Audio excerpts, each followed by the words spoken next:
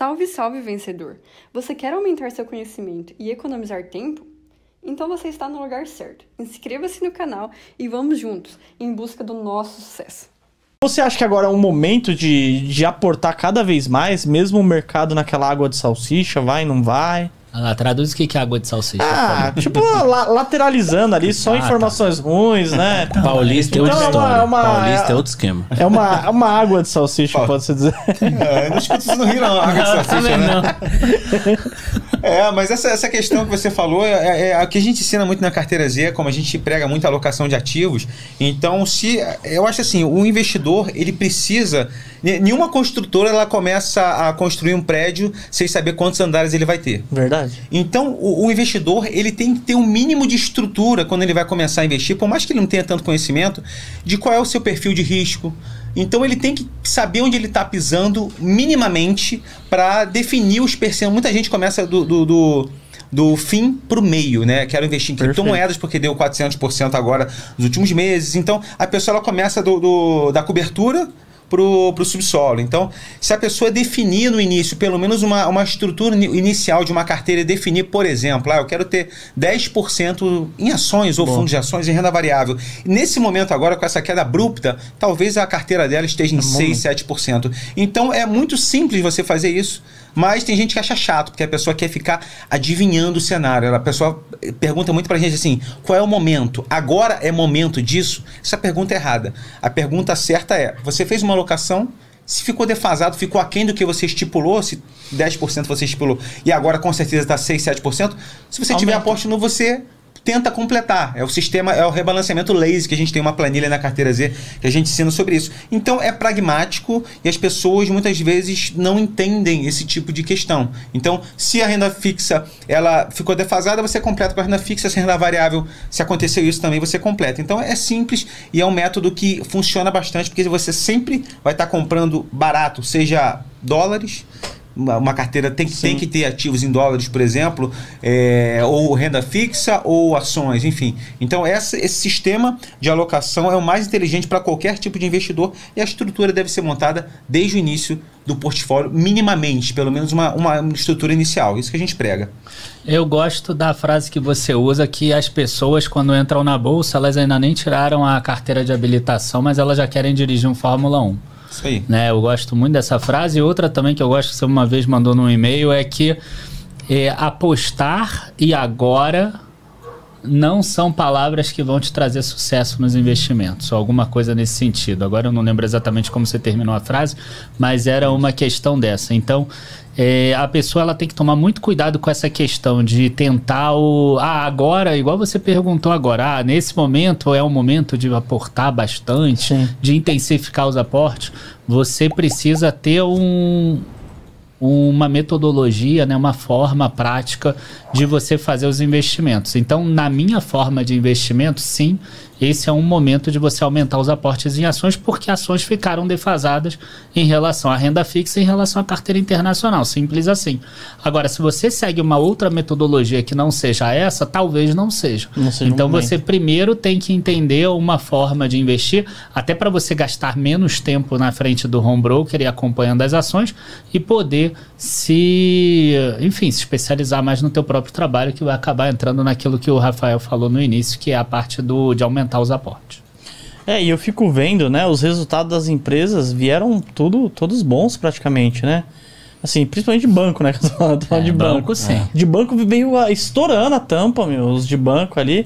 Aí você olha, será que, sei lá, Bradesco não tá muito para trás, Banco do Brasil, entre outros que demonstraram bons resultados, né? E tipo assim, não tá acompanhando o lucro. Será que é momento de comprar? Tem algum setor que vocês veem que, esse setor aqui ficou muito para trás? Tá, vamos lá. Eu gravei um podcast até lá agora no Spotify do Dica de Hoje, e que ontem a gente falou bastante sobre bancos, tá? Principalmente os bancões, Bradesco, Itaú e Banco do Brasil. Por exemplo, a gente voltou lá no passado, no Banco do Brasil, nas crises anteriores. E a gente viu lá que 2002, 2008, 2015, por exemplo, o Banco do Brasil chegou a patamares menores de preço sobre lucro. Tá, então, em tese, ele poderia, numa crise maior, ele ainda cair mais de preço. isso não significa que ele não esteja barato. Ele está abaixo da mediana dele em termos de preço sobre lucro. Agora, não é aquele cenário que você fala assim, é impossível cair mais. Né, você tem ainda um espaço para queda também, só que a gente trabalha muito com cenários assimétricos. O que é um cenário assimétrico? Você tem uma possibilidade de perda ali de 20%, 30%, mas se você tiver uma conjuntura boa, talvez ele possa subir 80, 90, 100. Então isso é favorável para a gente. Então a gente busca essas condições que sejam mais assimétricas. Com relação aos resultados de empresas, o que eu tenho percebido muito é que as empresas estão repassando apenas parte do aumento dos custos da inflação, principalmente empresas que têm aí o consumidor final, esse consumidor do varejo, indústrias, supermercados e etc. Então o que a gente tem visto são aumentos de receitas por causa da inflação, mas a gente está vendo redução de margem, tá? Eu não fiquei tão satisfeito com os resultados desse terceiro trimestre, por enquanto não. Então a gente viu, por exemplo, construtoras perdendo margem, supermercados perdendo margens, empresas industriais perdendo margem também, e a gente não tem como saber se esse é o início de um processo de perda de margem que vai chegar com uma deterioração da economia no próximo ano ou não. Então é um cenário de atenção que a gente precisa tomar cuidado. Por outro lado, a gente tem um pânico no mercado que está levando a bolsa para cenários de preço sobre lucro muito baixos. Então você, igual a todas as crises, você tem que saber trincar os dentes, entender a crise e acreditar que talvez num cenário de 18 a 24 meses a gente vai ter pelo menos uma mostra que o cenário vai melhorar. Sim. Até porque o cenário normalmente busca o equilíbrio. Se isso acontecer, provavelmente os aportes que você fez nesse período vão acabar tendo uma grande valorização, mas não é uma valorização no mês que vem, nem daqui a 15 dias. Você não vai botar agora o dinheiro da ceia de Natal na bolsa, né? Faz favor. Não vai pegar o rally, né? Que eles gostam de falar. Tem as pessoas que né, vai rolar um rally dos 130 mil, sei lá. Você não pode perder. Rally tem muito carro que vira também. Tem os indicadores aí que estão parecidos com 2008, com período Dilma. Será que é coerente, tá? Algumas empresas crescendo o lucro com essa cotação? Eu vejo muitos fundos também, nesse momento aqui, sofrendo bastante com algumas small caps, que têm sofrido muito nesse curto prazo, nesses 4 meses, por exemplo. Mas eles estão muito tranquilos. Algumas lives que eu faço, as gestoras estão muito tranquilas, porque a simetria, como o Daniel bem falou, ela está muito favorável. Você vê, porque a trajetória ascendente da Selic acaba dando aquele sinal de alerta, né? Principalmente, por exemplo, com construtoras, com varejistas. Então, a galera da Versa, por exemplo, que está com varejo até as tampas. Claro que o varejo pode sofrer ainda mais, mas está muito amassado. Você pensa que... Demais, né? Entendeu? Então, você vê algumas empresas teoricamente redondas aí, sabe? E a simetria está revertendo. Então eu acredito que, eu acho que um cenário para 2022/23 ali, nós vamos ter aquelas altas sensacionais em fundos aí que estão caindo bastante agora. E essas empresas revertendo essa questão. Então as small caps, principalmente nesses últimos períodos. O Daniel fez um vídeo muito bom na semana retrasada, mostrando essa discrepância das empresas maiores, as large caps, com essas empresas menores, que abriu a boca do jacaré ali, né, Daniel? Tá abrindo a boca do jacaré. Agora, eu acabei fugindo da tua pergunta, né? Eu não falei os setores melhores. Acabou que eu parei ali, entrou e aí... Mas a minha visão de setores que estão mais defasados seria exatamente varejos e construtoras. Nossa, varejo demais, né? O varejo caiu muito. Por que esses dois? Porque são os dois cenários que mais sofrem com a alta dos juros, né? Então, construtora, você acaba tendo menos financiamento imobiliário, ou quando você tem o financiamento imobiliário, ele acaba exigindo uma renda maior das pessoas, e aí as pessoas não conseguem entrar dentro do valor imobiliário, do valor do próprio imóvel, né? Então, a gente tem um cenário que o imóvel subiu de preço e a gente tem uma parcela do imóvel, a parcela do financiamento imobiliário que é mais cara.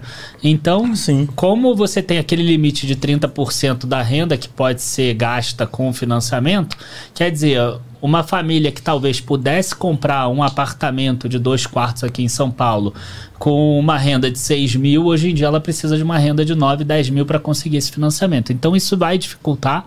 E as construtoras, o que aconteceu? O mercado precificou antes isso tudo, e aí elas estão com preço sobre valor patrimonial, que eu gosto de usar mais para construtora esse indicador. Tem algumas que inclusive dão lucro que estão com 0,5, 0,6 valor patrimonial. Nossa, bem descontada. Outras 0,9 e até empresas que costumam ser de qualidade alta que estão ali 1,1 vez valor patrimonial. Não é o mínimo que elas já chegaram, tá? Em 2015 elas chegaram muito abaixo disso. Mas hoje eu vejo um cenário diferente. Eu vejo que elas não estão tão endividadas como elas estavam lá em 2015. Então eu vejo um cenário desses. E o cenário de varejo, ele é parecido.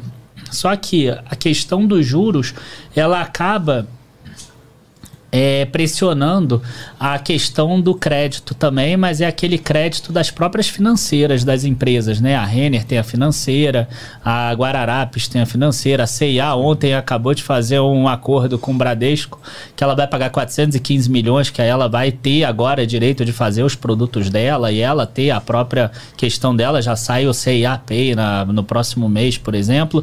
Então são empresas que vão acabar sofrendo um pouco. A gente tem um repasse de preço, de custo de mercadoria, então essas mercadorias vão ficando mais caras e a concessão de crédito acaba sendo menor, porque as empresas acabam tendo medo que vai ter uma inadimplência maior. Algo que talvez a gente veja nos bancos no ano que vem, nas carteiras de crédito, um aumento da inadimplência. Por isso que eu falei que a gente tem que tomar um certo cuidado. Mas os dois estão muito defasados, varejo e construtoras. Mas volto a dizer, para 24 meses. Para 24 meses no mínimo ali. Se acontecer antes melhor, beleza, né? Óbvio, beleza. Mas, poxa, você não pode pensar menos do que isso. Salve, salve família! Você quer aprender lições valiosas e fazer o melhor investimento da sua vida, mesmo com pouco dinheiro?